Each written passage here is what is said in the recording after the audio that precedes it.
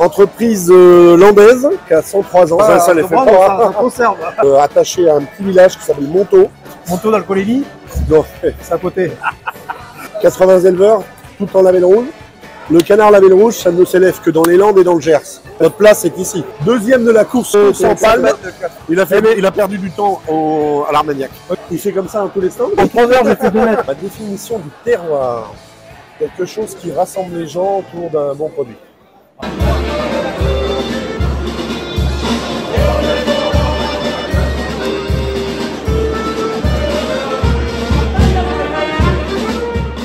Nous sommes sur une étude qui nous permet de faire remonter quelles sont les recherches des internautes pour mieux comprendre leurs attentes.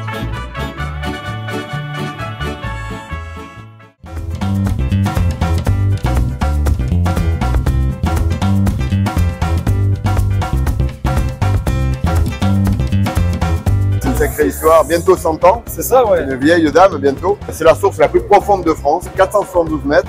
Pour une histoire très simple, c'est qu'à l'origine, ils cherchaient du pétrole. Donc ils ont creusé, en fait, ils ont traversé du pétrole, voilà. Il n'est pas noir et gluant. Ils ont traversé les nappes superficielles, tu vois, ça les cherchait. Et du coup, ça en fait une eau très très pure.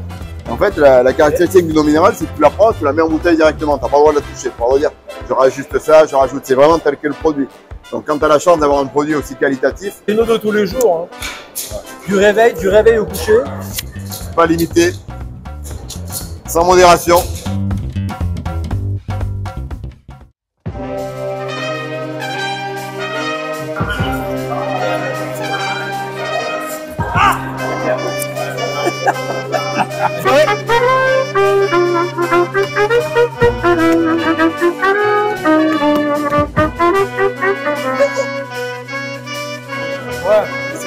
C'est des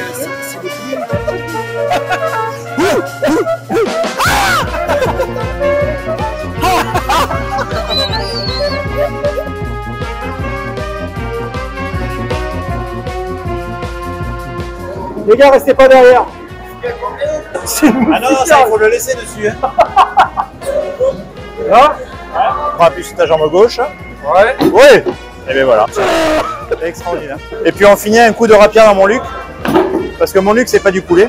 La rapière, c'est une arme qui est apparue au XVIe siècle. C'était la première épée d'estoc. C'est la première épée dont on utilisait la pointe. C'est la transition entre les épées de taille, où on utilisait le tranchant, et les épées où on utilisait la pointe. Alors en fait, c'est mon grand-père qui a créé le pouce-rapière, qui a créé le cocktail et qui a développé la société telle qu'on la connaît actuellement. Et mes pères et oncles qui l'ont ensuite développé. C'est juste le papy qui a lancé le pouce-rapière. Ouais, voilà, tranquille. Tranquille, dans le salon. Mais c'est vrai, parce que quand il a lancé, il a fait plein d'essais de liqueurs sur les mélanges, sur les arômes, sur les épices qu'il mettait. Et André Daguin venait à la maison et goûtait les tests. Et moi, il m'a dit, on en a pris quelques-unes des casquettes avec ton grand-père. La route jusqu'à Auch, elle n'était pas droite après. On a une histoire qui est vraiment rattachée, si tu veux, à la Gascogne et au Gers. C'est énorme. Et si tu veux, moi je le vois parce que moi, je me fais toute la France. Et si tu veux, tu te rends compte que tu as les mecs, tu arrives en Alsace, c'est les mecs qui connaissent. Rapière, ils connaissent.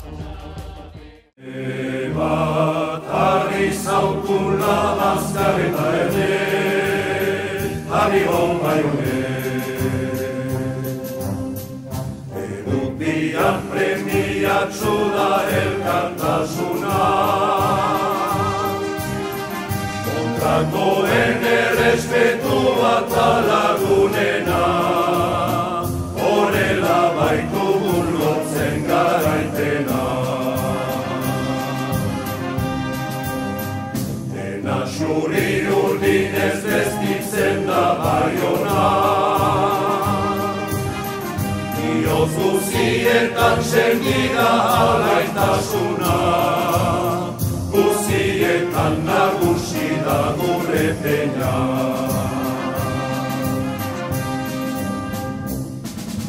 Agur, agur, amiron Baioneko ekipari, gure herriko xuri urdineri, biltzen gaituen kanpoze zelaiari.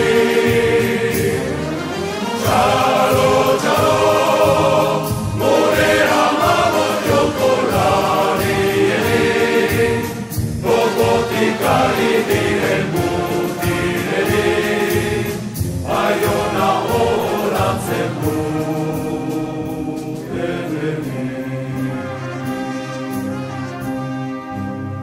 Aujourd'hui, le Gers est monté à Paris, oui. Avec de nombreux producteurs qui sont montés. Alors, Ariane Daguet m'avait invité, il m'a dit, il faut que tu sois avec nous.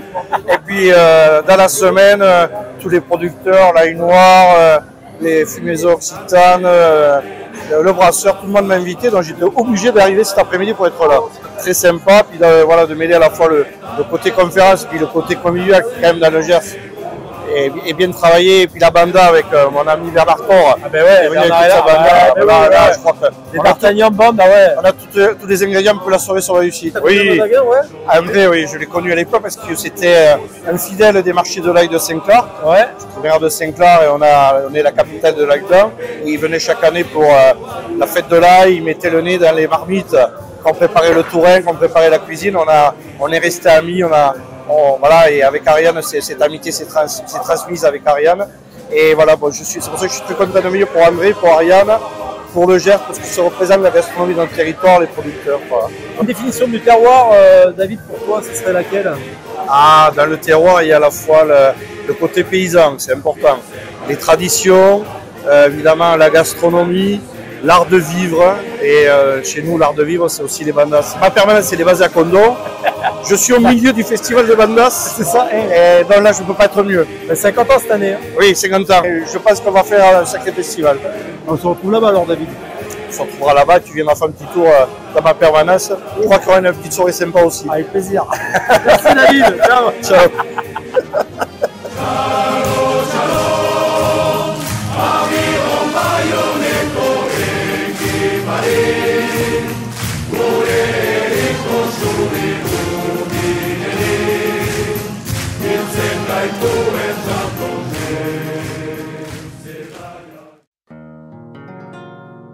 La luna se estaba peinando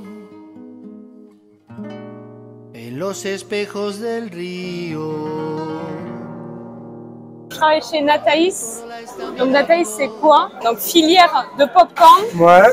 Initiée dans le Gers. Aujourd'hui, les producteurs, il y en a à peu près 200, donc 200 agriculteurs partenaires localisés dans un rayon à peu près de 200 km autour de l'usine, donc du siège de l'entreprise. C'est où? À Bézéril, dans le Gers. À Bézéril? À Bézéril. Donc on est Saint-Martin. Ah oui. Ça te parle. Oui, quand tu oublies. Ah, non, Chimon, Toulouse. Ah, c'est bon, je l'ai. 50 minutes de Toulouse. Y ese toro enamorado de la luna. Et l'idée c'était ça, c'était de proposer quelque chose de différent en parlant de la Gascogne. Je travaille avec un nez, avec un maître de chez. J'ai par exemple une bougie à l'Armagnac. Il n'existe pas dans les catalogues de parfum Armagnac. Ah ouais? Non, on va le recréer ce parfum. Donc on va aller dire au nez, pour créer un parfum d'Armagnac, on va aller chercher du pruneau, on va aller chercher du boisé, on va aller chercher un petit coup d'humidité. Voilà, et tout ça c'est le parfumeur qui va venir mélanger tout plein d'essences pour recréer ces sensations. Ah ouais, super. Bon. Tu es Luisate. C'est Eos. C'est Eos. Ça pas, Luisate, c'est Eos. Voilà. Ça vient du peuple, je pense, qui a colonisé Eos, dans des Romains. Oui. C'est Luisate. Voilà, il y a bien longtemps. Ah mais on peut avoir une moustache et avoir de la culture. Hein. La preuve. Quel beau kakémono, parce que tout le monde ne sait pas que ça s'appelle un kakémono. Ça va? Ça va bien? Ça va bien, ouais. Enfin, ça va mieux maintenant. C'est lié à Hélène Darros, du coup. C'est son père, Francis, qui a créé ça. Le père de Francis, mais le grand-père de Hélène et Marc, avait un restaurant à Villeneuve-de-Marsan, un restaurant 2 étoiles Michelin.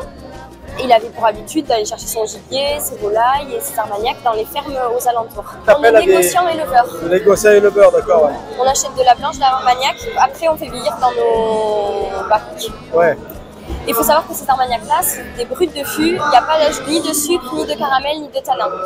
Moi je suis responsable de chez. Ouais. Et tout ce qui est travaux des eaux de vie, rencontre avec les producteurs, suivi de distillation, dégustation.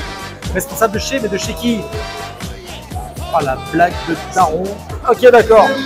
Là on va faire quelques gammes en dégustation. Donc une première gamme avec des raisins biologiques. Parce qu'il y a des vignerons qui ont fait le pari fou de se lancer dans le bio dans l'Armagnac. Il faut savoir que 1 litre d'alcool à 60 degrés, ça correspond à 6 litres de vin à 10 degrés. Ah ouais. Donc la perte, on a un rapport de 6, qui est assez volumineux. Et en bio, c'est encore pire, parce qu'il y a encore moins de rendement de base. En dégustation d'Armagnac, on commence toujours par le plus jeune, j'imagine. Ouais, on va commencer par les plus jeunes, donc on va commencer par le 4 ans.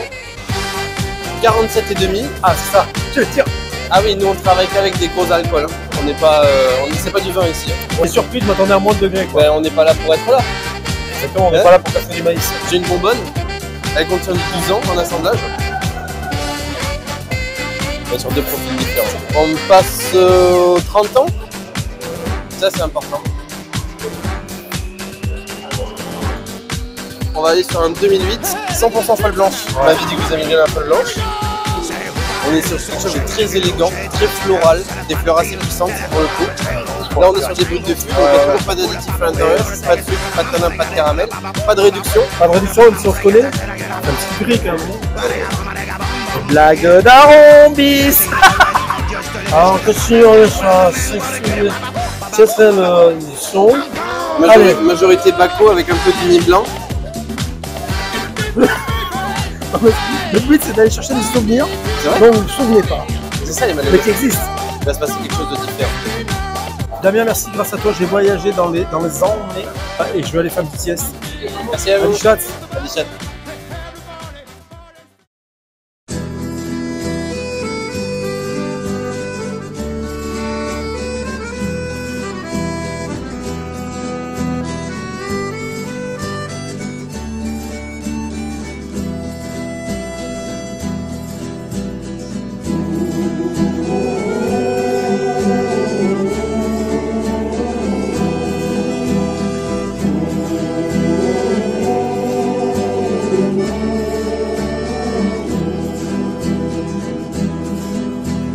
En fait, on met de l'armagnac, du sucre.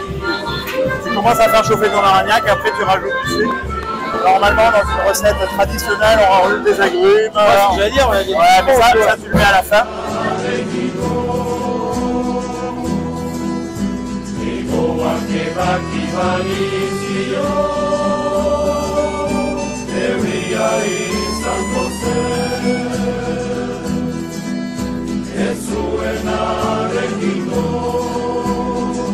Moi je l'ai fait la première fois pour mon mariage, et puis après pour les breaks, et puis les chaponades, et puis les cousinades, et puis le feu à Saint-Jean. Voilà, quand elle est dans la famille maintenant. Alors Xavier, tu peux nous faire un brûlot pour le mariage? Ah, tu es le spécialiste du brûlot? Oh, disons que je sais le faire et que c'est moi qui ai suggéré l'idée. Ah mais ça, c'est les torchons de chapeau, c'est le tapis de brûlot unique au monde. J'ai fait faire à ma mère. C'est vrai? Sérieux? C'est quoi l'origine du brûlot? C'était le soir du dépiquage. Les femmes avaient toujours de l'agneau blanche. Le dépiquage, c'est quoi le dépiquage? Le dépiquage de l'été, tu sais, pour dépiquer dans les moissons autrefois. Hein, voilà, c'est ça, ouais. Les moissonneuses matos. Voilà. Et du coup, ils faisaient le brûlot le soir à la fin du repas. Donc les femmes gardaient toujours des boîtes, des bouteilles blanches pour le brûlot. Ça c'était de la mémoire d'André. Ouais, c'est vrai. Parce qu'André, c'est celui qui m'a suggéré de faire le mini chapeau. Il a été l'inventeur du Maghreb, il a été l'inventeur du mini chapeau. Alors, l'idée des Gascons, promouvoir les produits gascons, c'est par des artisans gascons très fiers de leurs produits, mais qui viennent avec leur culture.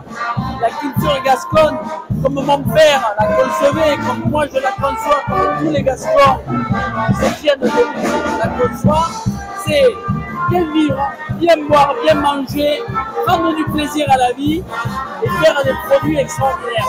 Et attention, les produits ne sont pas qualifiés. Alors, évidemment. On fait les meilleurs, point barre. C'est tout. Ça s'appelle hommage à André Daguin, un grand Gascon, un illustre Gascon. Hein. C'est de lui que vient l'idée, c'était complètement pourquoi il vivait.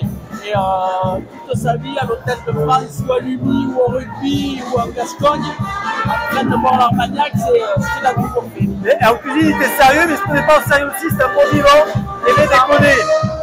Et c'est ça l'esprit des Gasconneux aussi.